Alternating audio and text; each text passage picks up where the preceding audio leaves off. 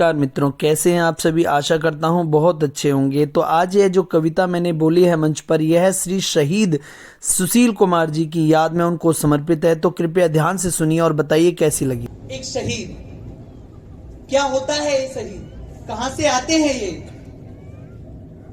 तो मैं ज्यादा भूमिका न बांधता हुआ, क्योंकि मैं समझता हूं कि जितनी मोहब्बत अपने वीर सिपाहियों से, अपने फौजी भाइयों से मैं करता हूं, उतनी ही आप लोग भी करते हैं। तो मैं कुछ शब्द रूपी पुष्प इन फौजी भाइयों के चरणों में अर्पित करना चाहता हूं, आपसे आज्ञा चाहता हूं। तो ये कविता ना होकर एक जीवनी भी कह सकते हैं, the last letter of a soldier, एक अंतिम खत जो एक फौजी भाई अपने परिवार के लिए लिखता है, और हर एक परिवार के सदस्य को क्या कहता है उस लेटर में। तो सबसे पहले वो अपने दोस्तों को कहता है, जब वो सरहद पे युद्ध लड़ रहा है, लड़ाई लड़ रहा है, अपने दुश्मन को मारने के लिए वो डट के खड़ा है, तो उसको ये नहीं पता कि वो वापस घर जाएगा या नहीं जाएगा। तो वो उस समय एक खत लिखता है, तो अपने दोस्तों को उसमें क्या कहता है, कहता है कि यारों जब सरहद पर लड़ते लड़ते जब टूट जाए मेरी सांस, यारों सरहद पर लड़ते लड़ते जब टूट जाए मेरी सांस, तो मुझे भेज देना यारों मेरी बूढ़ी मां के पास, मेरी बूढ़ी मां के पास। कहता है कि उसे बड़ा शौक था कि मैं घोड़ी चढ़ूं, धमाधम ढोल बजे, मेरी बारात निकले और एक चांद सी बहू उसके लिए लेके आऊं। उसे बड़ा शौक था कि मैं घोड़ी चढ़ूं, धमाधम ढोल बजे और मेरी बारात निकले और मैं उसके लिए चांद सी बहू लेकर आऊं। तो ऐसा ही करना, मुझे घोड़ी पर लेकर जाना और धमाधम ढोल भी बजाना। वो कहता है कि मुझे घोड़ी पर लेकर जाना, धमाधम ढोल बजाना और पूरे गांव में घुमाना, पूरे गांव में घुमाना, और मां से कहना बेटा दूल्हा बन के आया है, बहू नहीं तो क्या बारात तो लाया है। तो आगे वो संदेश को पढ़ता हुआ आगे कहता है अपने पिताजी के बारे में। वो पिताजी जो पहले फौजी रह चुके हैं, रिटायर होके आए हैं घर पे, रिटायर होके घर पे आए हैं, बुजुर्ग फौजी का बेटा है वो।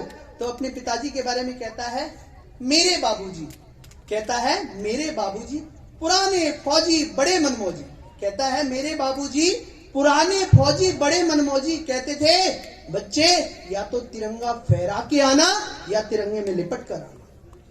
मेरे बाबूजी पुराने फौजी बड़े मनमौजी, कहते थे या तो तिरंगा लहरा के आना और या तिरंगे में लिपट कर आना। तो कह देना उनसे मैंने उनकी बात रख ली, कह देना उनसे मैंने उनकी बात रख ली, दुश्मन को पीठ नहीं दिखाई, दुश्मन को पीठ नहीं दिखाई, आखिरी गोली भी सीने पर खाई और तिरंगे में लिपट कर ही आया हूं, कह देना उनसे।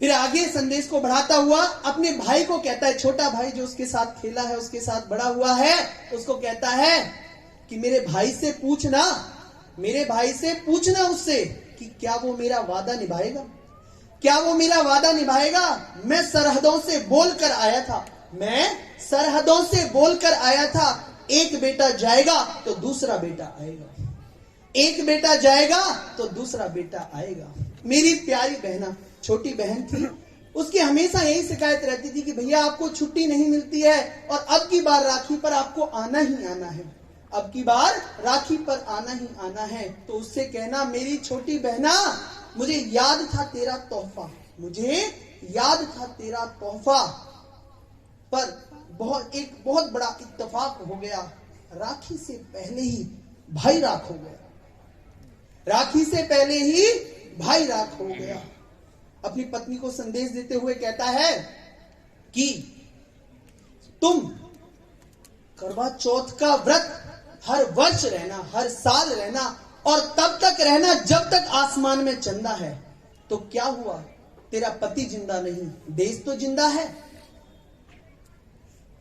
अंतिम पंक्ति कहते हुए कहता है कि मेरी अंतिम ख्वाहिश की मेरी मौत का कोई मातम मत बनाना, मेरी मौत का कोई मातम मत मनाना, क्योंकि यह शहादत मैंने चाही है, यह शहादत मैंने चाही है।